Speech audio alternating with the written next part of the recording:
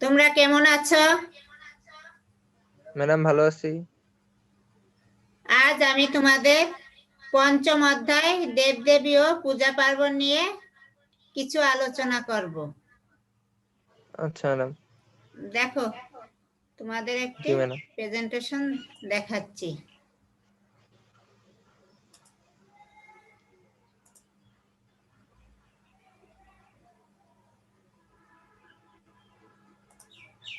Save save.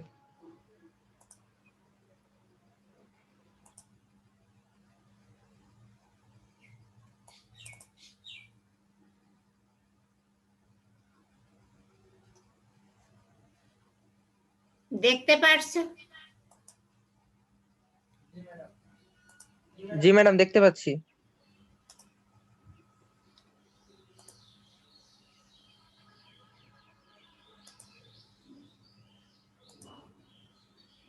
আজকের পাঠ পঞ্চম অধ্যায় দেবদেবী ও পূজা পার্বণ। তাহলে দেখো, আমি কিছু আলোচনা করছি। দেবদেবী পূজার উপকরণ ইত্যাদি সম্পর্কে অন্যান্য ক্লাসে তোমরা জেনেছো। এই অধ্যায়ে আমরা পূজা, পুরোহিতের ধারণা ও দেবী দুর্গা নিয়ে কিছুটা আলোচনা করব। দেবী দুর্গা ঐশ্বরিক মাতা, যিনি সকল দুঃখ দুঃসা দূর করে আমাদের পারিবারিক ও সমাজ জীবনে সুখ শান্তি প্রতিষ্ঠা করেন।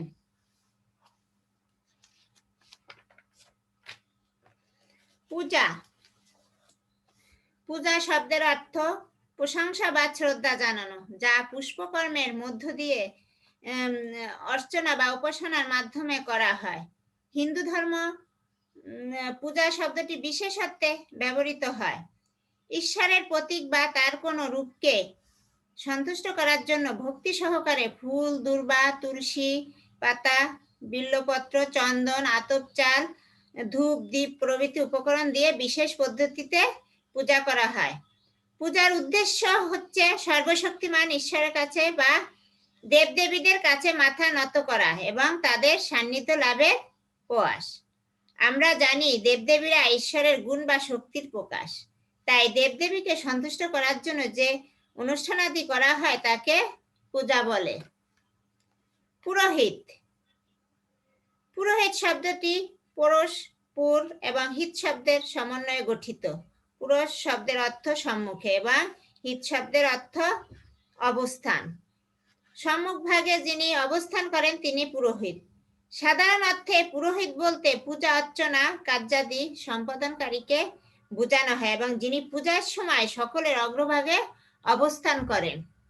সাধারণভাবে যিনি পূজা অর্চনার অনুষ্ঠান পরিচালনার প্রধান ভূমিকা পালন করেন এবং পূজার সময় সকলের অগ্রভাগে থাকেন তাকে পুরোহিত বলে। এটা একটা পেশাও বটে। যার নামে সংকল্প করে পূজা করা হয় তাকে যজমান বলে। যজমান নিজেও পূজা করতে পারেন, তবে সাধারণত যজমান পুরোহিতকে পূজা করে দেওয়ার জন্য তাকে আমন্ত্রণ করেন। সাধারণত ব্রাহ্মণ বর্ণের লোকেরাই পৌরোহিত্য করে থাকেন। তবে পুরোহিত ও ব্রাহ্মণ এক কথা নয়। ব্রাহ্মণ বলতে যাদের ব্রহ্মবিদ্যা সম্পর্কে সম্যক জ্ঞান ও ধারণা আছে, যিনি ব্রহ্মবিদ্যা, এমন ব্যক্তিকে বোঝানো হয়। পৌরোহিত্য করার সময় সংস্কৃতি, ভাষা জ্ঞান ও থাকা প্রয়োজন। যার অধ্যয়ন অধ্যাপনা যাজন যোজন করতেন তারা ছিলেন ব্রাহ্মণ সম্প্রদায়ের। তাই পৌরোহিত্য ব্রাহ্মণ বর্ণের পেশা ছিল। এখানে সংস্কৃতি, ভাষা জ্ঞান সকলের বর্ণের মধ্যে দেখা যায়। পুরোহিতের গুণাবলী। হিন্দু ধর্মাবলীরা যে কোনো বর্ণের মানুষের পৌরোহিত্য করার সামর্থ্য অর্জন। সংস্কৃতি, ভাষা, লেখা ও পড়ার মতো জ্ঞান ও দক্ষতা থাকা। হিন্দু ধর্ম সম্পর্কে তাত্ত্বিক ও ব্যবহারিক জ্ঞান থাকা। নিত্যকর্ম ও পূজা বিধি সম্পর্কে তাত্ত্বিক বা ব্যবহারিক জ্ঞান ও ধারণা থাকা। ধর্মশাস্ত্রে এবং শাস্ত্রীয় রীতিনীতি ও প্রথার উপর অভিজ্ঞতা থাকা। সামাজিক দৃষ্টিকোণ থেকে ধর্মানুরাগী, প্রগতিশীল ও জনসাধারণের প্রতি মমত্ববোধ থাকা। শুদ্ধভাবে মন্ত্র উচ্চারণের দক্ষতা অর্জন। বিভিন্ন পূজা ও ধর্মীয় আচার অনুষ্ঠানের নিয়ম নীতি সম্পর্কে বাস্তব জ্ঞান ও অভিজ্ঞতা থাকা, পরিষ্কার পরিচ্ছন্ন থাকা, আচরণগত দিক থেকে ধৈর্যশীল, সৎ, ন্যায়পরায়ণ এবং কথা ও কাজের সমন্বয় থাকা, শিষ্টাচার সম্পন্ন ও আদর্শ ব্যক্তিত্বের অধিকারী হওয়া। দেবদেবীর ধারণা: ঈশ্বর সীমাহীন গুণ ও ক্ষমতার অধিকারী। তিনি যখন নিজের কোনো গুণ বা ক্ষমতাকে কোনো বিশেষ আকার বা রূপে প্রকাশ করেন তখন তাকে দেবতা বলে। দেবতারা আলাদা গুণ বা শক্তির অধিকারী হলেও ঈশ্বর নন। ঈশ্বর এক ও অদ্বিতীয়। দেবতারা এক ঈশ্বরের বিভিন্ন গুণ বা শক্তির প্রকাশ। ঋগ্বেদে একটি মন্ত্রে বলা হয়েছে একং সৎ বিপ্রা বহুধা বদন্তি, অর্থাৎ এক অখণ্ড ও চিরন্তন ব্রহ্মকে বিগ্রহগণ ও জ্ঞানীরা বহু নামে বর্ণনা করেছেন। দেবতাদের বিভিন্ন গুণ বা ক্ষমতার জন্য তাদের পূজা করা হয়। পূজার মাধ্যমে তারা খুশি হন। মানুষ দেবতাদের কৃপা লাভ এবং সুখ শান্তিতে বসবাস করার জন্য পূজা করেন। দেবতাদের পূজা করলে ঈশ্বর সন্তুষ্ট হন এবং অভীষ্ট দান করেন। দেবদেবী বা দেবতা শব্দ দীপ ধাতু থেকে উৎপন্ন হয়েছে। দীপযোগ অচ সমান দেব। স্ত্রীলিঙ্গে দেবী বলা হয়। দীপ ধাতুর অর্থ প্রকাশ পাওয়া, তাই বলা হয়েছে যিনি প্রকাশ পান, যিনি ভাস্বর, তিনি দেবতা। দেবদেবী ও দেবতা একই অর্থে ব্যবহৃত হয়। যিনি দান করেন তিনি দেবতা, আবার যিনি নিজের প্রকাশ পেয়ে অন্যকে প্রকাশ করেন তিনিও দেবতা। পুরাণে ধ্যানলব্ধ দেবতাদের বিগ্রহ বা প্রতিমা নির্মাণ করে পূজা করার বিধান উল্লেখিত হয়েছে, কিন্তু বেদে দেবতাদের দেহ মন্ত্রময়।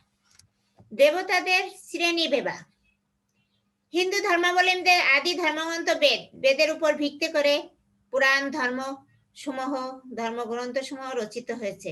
বেদ ও পুরাণে বিভিন্ন দেবদেবীর রূপ, শক্তি, প্রভাব, সামাজিক গুরুত্ব, পূজা প্রণালী বর্ণনা করা হয়েছে। হিন্দু ধর্ম এই গ্রন্থের উপর ভিত্তি করে দেবদেবীদের নিম্নলিখিত ভাগ করা হয়েছে। বৈদিক দেবতা 1 নম্বরে, 2 নম্বরে পৌরাণিক দেবতা, 3 নম্বরে লৌকিক দেবতা। তাহলে আমরা বৈদিক দেবতা সম্পর্কে কিছু আলোচনা করি। বেদে যে সকল দেবতাদের কথা বলা হয়েছে তাদেরকে বৈদিক দেবতা বলা হয়, যেমন অগ্নি, ইন্দ্র, মিত্র, রুদ্র, বরুণ, বায়ু, সোম প্রভৃতি। বৈদিক দেবী হিসাবে সরস্বতী, উষা, অদিতি, রাত্রির নামও উল্লেখ করা হয়েছে। বৈদিক দেবদেবীরা কোনো বিগ্রহ বা মূর্তি ছিল না, তবে বৈদিক মন্ত্রে সকল দেবতাদের রূপ, গুণ ও ক্ষমতা বর্ণনা করা হয়েছে। বৈদিক পূজা পদ্ধতি ছিল যোগ বা হোম ভিত্তিক। বৈদিক উপাসনা রীতিকে প্রতিমা পূজা ছিল না। হোমানল ও অগ্নির মাধ্যমে বেদের মন্ত্র উচ্চারণ করে অন্যান্য দেবতাকে আহ্বান করা হতো। অগ্নিকে বলা হয়েছে তিনি যজ্ঞের পুরোহিত, দীপ্তময়, দেবগণের আহ্বানকারী, ঋত্বিক। যজ্ঞের জন্য প্রজ্বলিত অগ্নিকে বিভিন্ন দেবতার জন্য ঘৃত, পিঠে, পায়েস প্রভৃতি অর্পণ করা হতো। বৈদিক ঋষিরা বিশ্বব্রহ্মাণ্ডের কর্মকাণ্ডকে একটি বৃহৎ যজ্ঞ বলে মনে করতেন, তাই তাদের যজ্ঞকর্ম বিশ্বযজ্ঞের প্রতীক হয়ে উঠেছিল। এই সময় যজ্ঞই ছিল প্রধান ধর্মকর্ম। যজ্ঞের মাধ্যমে বৈদিক ঋষিরা দেবদেবীর সান্নিধ্য লাভ করতেন। পৌরাণিক দেবতা: পুরাণে যে সকল দেবতার বর্ণনা করা হয়েছে তাদের পৌরাণিক দেবতা বলা হয়, যেমন ব্রহ্মা, বিষ্ণু, শিব, দুর্গা, সরস্বতী প্রভৃতি। পৌরাণিক যুগে বৈদিক দেবতাদের অনেকই রূপের পরিবর্তন ঘটেছে এবং অনেক নতুন দেবতাদের আবির্ভাব ঘটেছে। বেদের উল্লেখিত বিষ্ণুকে পুরাণে দেখা যায় যে শঙ্খ, চক্র, গদা, পদ্মাধারী রূপে, কিন্তু বেদে বিষ্ণুর আকৃতি ও প্রকৃতি মন্ত্রময়, প্রাকৃতিক শক্তি মাত্র। বেদের বিষ্ণু মূলত সূর্য।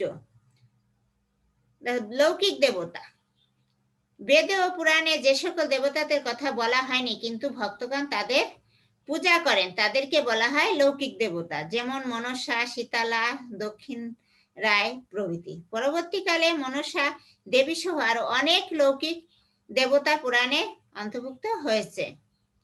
দেবদেবীর পূজা: সকল দেবদেবীর পূজা একই সময়ে করা হয় না। অনেক দেবদেবীর জন্য নির্দিষ্ট মাস, সময়, তিথি রয়েছে। যেমন বিষ্ণু, শিব, লক্ষ্মীর পূজা প্রতিদিনই করা হয়, আবার ব্রহ্মা, কার্তিক, সরস্বতী প্রভৃতি দেবদেবীর পূজা বিশেষ বিশেষ তিথিতে করা হয়। সামাজিক অংশগ্রহণের দিক থেকে পূজা দুই ভাগে ভাগ করা হয়: পারিবারিক পূজা ও সার্বজনীন পূজা। পারিবারিক সদস্যদের অংশগ্রহণের মাধ্যমে যে পূজা করা হয় তাকে পারিবারিক পূজা বলে। সমাজের সকল মানুষের অংশগ্রহণ যে পূজা করা হয় তাকে সর্বজনীন পূজা বলে। মূলত সর্বজনীন পূজা উদযাপনের মাধ্যমে উৎসবের সৃষ্টি হয়। দেবী দুর্গা। দেবী দুর্গার পরিচয় ও রূপ। দেবী দুর্গা ঈশ্বরের শক্তির প্রতীক। তিনি আদ্যাশক্তি মহামায়া অর্থাৎ মহাজাগতিক শক্তি। তিনি জয় দুর্গা, জগদ্ধাত্রী, গন্ধেশ্বরী, বনদুর্গা, চণ্ডী, নারায়ণী প্রভৃতি নামে পূজিত হন।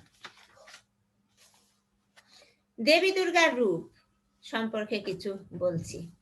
দেবী দুর্গা দশভুজা, তার 10টি ভুজ বা হাত বলেই তার এই নাম। তার 10টি হাত, 3টি চোখ রয়েছে, এই জন্য তাকে ত্রিনয়না বলা হয়। তার বাম চোখ চন্দ্র, ডান চোখ সূর্য এবং কেন্দ্রীয় বা কপালের উপর অবস্থিত চোখ জ্ঞান বা অগ্নিকে নির্দেশ করে। তার 10 হাতে 10টি অস্ত্র রয়েছে যা শক্তির প্রতীক এবং শক্তিধর প্রাণী। সিংহ তার বাহন। সিংহ শক্তির ধারক। দেবী হিসেবে দুর্গার গায়ের রং অতসী ফুলের মতো সোনালী হলুদ। তিনি তার 10 হাত দিয়ে 10 দিক থেকে সকল অকল্যাণ দূর করেন এবং আমাদের কল্যাণ করেন। দেবী দুর্গার ডান দিকে 5 হাতের অস্ত্রগুলো যথাক্রমে ত্রিশূল, খড়গ, চক্র, বাণ ও শক্তি। বাম দিকের 5 হাতের অস্ত্রগুলো হলো ঘেটক, ঢাল, পুণ্যচাপ, ধনুক, পাশ, অঙ্কুশ, ঘণ্টা, পরশু, কোঠা। এই সকল অস্ত্র দেবদেবী দুর্গার অসীম শক্তি ও গুণের প্রতীক। দুর্গাপূজার পদ্ধতি। দুর্গাপূজার পদ্ধতি সম্পর্কে কিছু বলছি। দুর্গাপূজা বাংলাদেশ ও ভারতবর্ষে এবং পৃথিবীর বিভিন্ন দেশে হিন্দু সম্প্রদায়ের অন্যতম প্রধান ধর্মীয় উৎসব। বছরে দুইবার দুর্গোৎসবের প্রথা রয়েছে। আশ্বিন মাসের শুক্লপক্ষের শারদীয় এবং চৈত্র মাসের শুক্লপক্ষের বাসন্তী দুর্গাপূজার আয়োজন করা হয়। বাংলাদেশে পশ্চিম বাংলায় মহালয়া উদযাপনের মাধ্যমে দেবী দুর্গা আগমনী ঘোষিত হয়। আশ্বিন মাসের শুক্ল পঞ্চমীর ষষ্ঠী তিথিতে প্রতিমা স্থাপন করেন। শারদীয় দুর্গোৎসব শুরু হয় এবং 5 দিন ব্যাপী চলতে থাকে। 10 দিনে দশমী পূজার মাধ্যমে শারদীয় উৎসবের সমাপ্তি ঘটে। কোন কোন স্থানে আশ্বিন মাসের শুক্লপক্ষের প্রতিপদ তিথি থেকে দুর্গাপূজা শুরু করা হয়, তবে ষষ্ঠী তিথি থেকে আনুষ্ঠানিকভাবে দুর্গাপূজা শুরু করার রীতি অধিক অনুষ্ঠিত। দেবী তিথি অনুসারে দুর্গাপূজার সময়কে নিম্নরূপে শ্রেণীভাগ করা হয়। প্রথম দিন দুর্গা ষষ্ঠী, বোধন, আমন্ত্রণ ও অধিবাস। দ্বিতীয় দিন মহাসপ্তমী পূজা, নবপত্রিকা প্রবেশ ও স্থাপন। সপ্তমী দিন কল্পারম্ভ, সপ্তমী বিহি পূজা। তৃতীয় দিন মহাষষ্ঠমী পূজা, কুমারী পূজা, সন্ধি পূজা। চতুর্থ দিন নবমী বিহি পূজা। পঞ্চম দিন দশমী পূজা, বিসর্জন ও বিজয়া দশমী। দুর্গা পূজা পদ্ধতি। ষষ্ঠী ও সপ্তমী পূজা। মহালয়া অমাবস্যার পরে শুক্লপক্ষের ষষ্ঠী তিথিতে ষষ্ঠী পূজার আয়োজনের মাধ্যমে দুর্গাপূজা শুরু হয়। সুষ্ঠুভাবে পূজা উদযাপন করার জন্য নিজেকে উৎসর্গ করার সংকল্প করা হয়। সন্ধ্যাকালে বোধন, তারপর অধিবাস ও আমন্ত্রণ অনুষ্ঠিত হয়। সপ্তমী পূজা। ষষ্ঠীর পর আসে মহাসপ্তমী। এই তিথিতে অনুষ্ঠিত হয় সপ্তমী বিহিত পূজা। মন্ত্রে উচ্চারণের মধ্য দিয়ে দেবী দুর্গা সহ সকল প্রতিমার প্রাণ প্রতিষ্ঠা করা হয়। নানা উপকরণ, ফুল, বেলপাতা, নৈবেদ্য, বস্ত্রাদি সাজিয়ে দেবীর পূজা করা হয়। এই দিনের পূজার নবপত্রিকা প্রতিষ্ঠাতা অন্যতম। নবপত্রিক মূলত 9টি গাছের সমাহার। এগুলো হলো কদলী, কলা, দারিম্ব, ডালিম, ধান্য, ধান, হরিদ্রা, হলুদ, মানক, মানকচু, কচু, বিল্ল, বেল, অশোক এবং জয়ন্তী। একটি কলা গাছের সঙ্গে অন্য গাছে চারা বেঁধে দেওয়া হয়, তারপর একটি শাড়ি কাপড় পরানো হয়, একে বলা হয় কলাভ।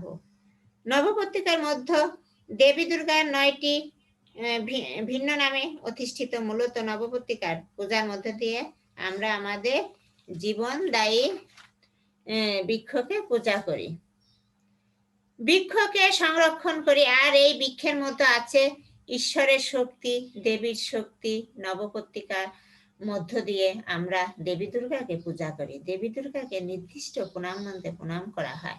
প্রণাম মন্ত্র: অং সর্বমঙ্গল মঙ্গলে শিবে সর্বাত্ম সাধিকে শরণ এম্ব গৌরী নারায়ণে নমস্তেতে।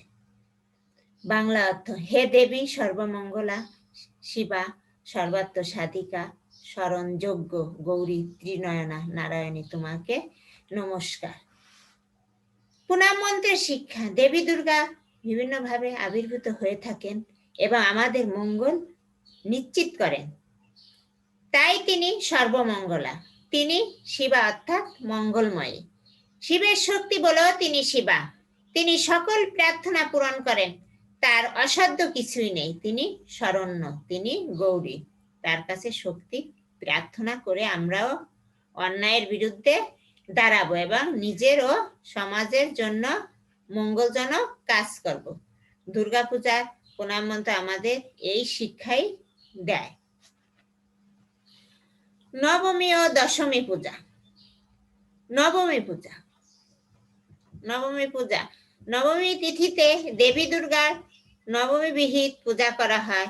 অষ্টমী ও নবমী তিথির সন্ধির সময় বিশেষভাবে সন্ধি পূজা অনুষ্ঠিত হয়। সন্ধি পূজায় 108টি মাটির প্রদীপ প্রজ্বলিত করে দেবীর পূজা করা হয়। এই সময় দেবী দুর্গাকে বিভিন্ন ধরনের উপকরণ ভোগ নিবেদন করা হয় এবং ভক্তদের মধ্যে প্রসাদ বিতরণ করা হয়। দশমী পূজা।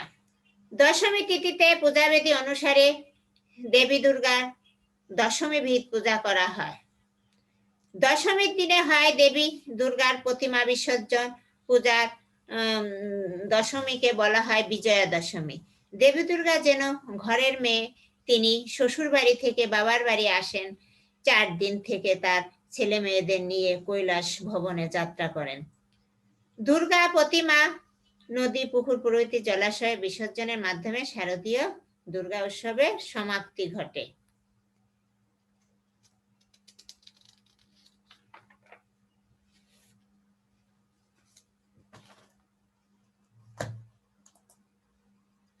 তোমরা দেখতে পাচ্ছ একটা সৃজনশীল প্রশ্ন আছে, দেখো উদ্দীপক 1। জি ম্যাডাম, দেখতে পাচ্ছি। দেবী দুর্গার ছবি।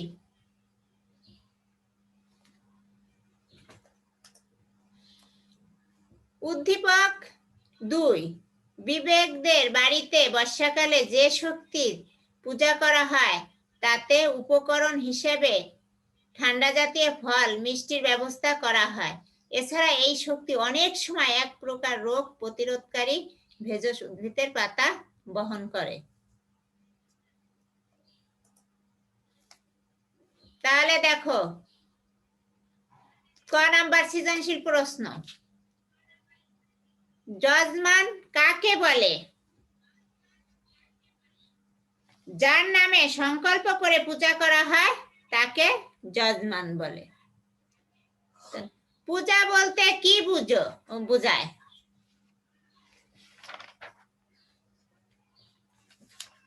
খ নাম্বারে পূজা বলতে কি বোঝায়? দেবদেবীকে সন্তুষ্ট করার জন্য যে অনুষ্ঠানাদি করা হয় তাকে পূজা বলে। পূজা শব্দের অর্থ হলো প্রশংসা বা শ্রদ্ধা, যা পুণ্যকর্মের মধ্য দিয়ে অর্চনা বা উপাসনার মাধ্যমে করা হয়। ঈশ্বরের প্রতীক বা তার কোনো রূপকে সন্তুষ্ট করার জন্য ভক্তি সহকারে ফুল, দূর্বা, তুলসী পাতা, বিল্ব পত্র, চন্দন, আতপ, চাল, ধূপ, দীপ প্রভৃতি উপকরণ দিয়ে বিশেষ বিশেষ পদ্ধতিতে পূজা করা হয়। পূজার উদ্দেশ্য হলো সর্বশক্তিমান ঈশ্বরের কাছে বা দেবদেবীর কাছে মাথা নত করা এবং তাদের সান্নিধ্য লাভের চেষ্টা। গ নাম্বারে উদ্দীপকে কোন শ্রেণীর দেবতাদের উল্লেখ করার কথা করা হয়েছে বর্ণনা করো। উদ্দীপক 1, এই উল্লেখিত দেবতা অর্থাৎ দুর্গা হলেন পৌরাণিক দেবতা। পুরাণে যে সকল দেবতা বর্ণনা করা হয়েছে তাদেরকে পৌরাণিক দেবতা বলে। দেবী দুর্গা ঈশ্বরের শক্তির প্রতীক। তিনি আদ্যাশক্তি মহামায়া অর্থাৎ মহাজাগতিক শক্তি। দুর্গম নামক অসুরকে বধ করেছেন বলে তাকে দুর্গতি নাশিনী দেবীও বলা হয়। এই মহাবিশ্বের যাবতীয় দুঃখ কষ্ট বিনাশ করেন বলেও তাকে দুর্গতি নাশিনী দেবীও বলা হয়। তিনি জয় দুর্গা, জগদ্ধাত্রী, গন্ধেশ্বরী, বনদুর্গা, চণ্ডী, নারায়ণী প্রভৃতি নামে পূজিত হন।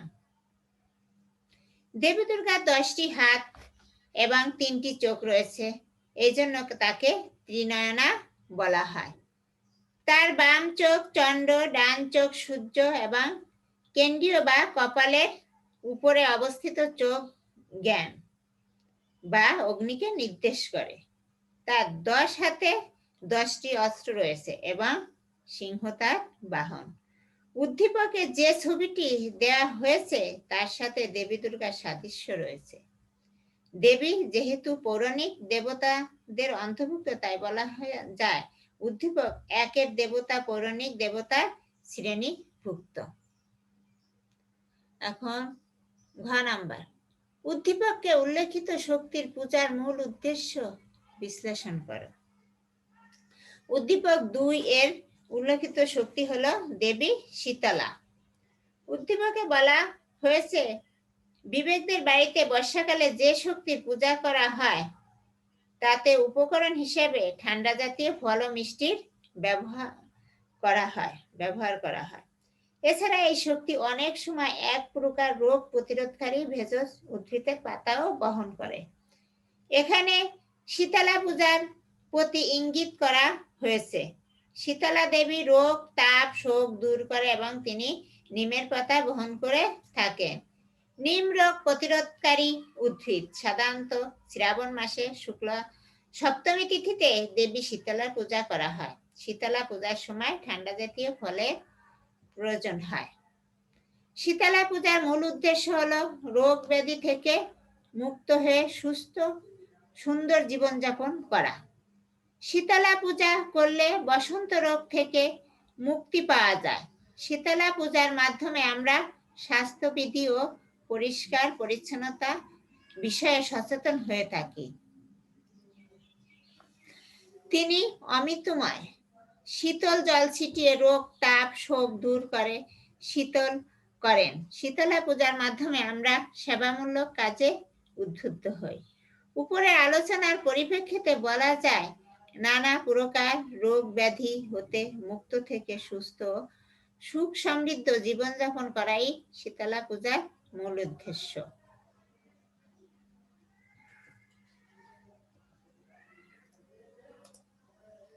ধন্যবাদ। আজ তোমাদের এই পর্যন্তই শেষ। আবার পরবর্তী ক্লাসে আর একটা অধ্যায় আলোচনা করব।